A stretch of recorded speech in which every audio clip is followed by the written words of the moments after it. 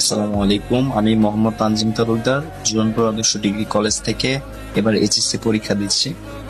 তো আজকে আমার সাথে যা ঘটলো সম্পূর্ণটা অপ্রত্যাশিত। কখনো কল্পনা করতে পারিনি আমি এটা আজকে আমার সাথে যা হবে। তো আমি দীর্ঘদিন যাবৎ খুবই অসুস্থ, প্রায় 4 থেকে 5 দিন খুবই অসুস্থ ছিলাম, এখনো অসুস্থ। আমার জন্ডিস পয়েন্ট 18+।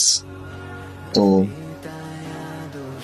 সেই অসুস্থ শরীর নিয়ে আমি অনেক কষ্ট করে এক হাত মাথায় দিয়ে আরেক হাত দিয়ে লিখেছি অনেক কষ্ট করে। তো এই বিষয়গুলো ওই হাসানপুর ডিগ্রি কলেজের প্রধান অধ্যক্ষ স্যারকেও আমি এই বিষয়ে অবগত রেখেছি। তো স্যারও আমাকে যথেষ্ট হেল্প করেছে। তো আজকে যখন পরীক্ষার ঠিক 1 ঘন্টা সময়, আমি তো পরীক্ষা অনেক কষ্ট করে দিই, মাথায় একটি হাত মাথায় চুলে ধরি আরেকটি হাত দিয়ে লিখি।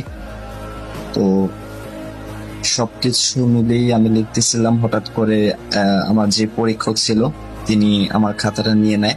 তো খাতাটা নেওয়ার পর আমি বুঝতে পারিনি, অনেকক্ষণ ভাবলাম যে আসলে কি হলো, আমি কেন নিল। আমি জিজ্ঞাসা করতে পারতেছি না যে স্যার কেন নিলেন বা কি। হ্যাঁ, তো স্যারকে সেই জিজ্ঞাসা করার সাহস নেই, যদিও পরে আমি জিজ্ঞাসা করছিলাম স্যার আমার অপরাধটা তো আমি জানি না।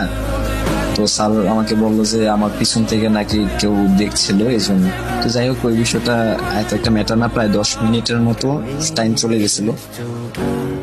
তো এভাবে অসুস্থ, লেখাটাও খুবই স্লোলি হচ্ছিল। তা আমার যখন একদম লাস্ট 1 মিনিট স্যার ওয়ার্নিং দিল, তখন থেকে আমার লেখা খুবই স্পিড বেড়ে গেল। লেখার স্পিড যখন বাড়লো তখন আমি লিখতেছিলাম। তো আমি যখন দেখছি যে আমার টাইম যখন শেষ, তখন ফার্স্ট বেঞ্চ থেকে খাতা নিয়ে নিচ্ছে, তখন আমি খুব লিখতেছিলাম। লেখার পর আমার বেঞ্চে যখন আসছে, স্যার আমার খাতা নেয় না, আমারটা নেওয়ার পর অন্যজনেরটা নিতে হয়ে গেছে আর কি, নিচ্ছে আর কি। তো আমার খাতাটা নেওয়া হয়নি। তো আমার বেঞ্চ থেকে যখন 2 বেঞ্চ সামনে যায় স্যার, তখন আমি স্যারকে বললাম যে স্যার আমার খাতাটা তো নেওয়া হয়নি। তো তখন উনি আমাকে আমার খাতাটা নিয়ে আমার প্রায় 7 মার্কের মতো কেটে দিছিল।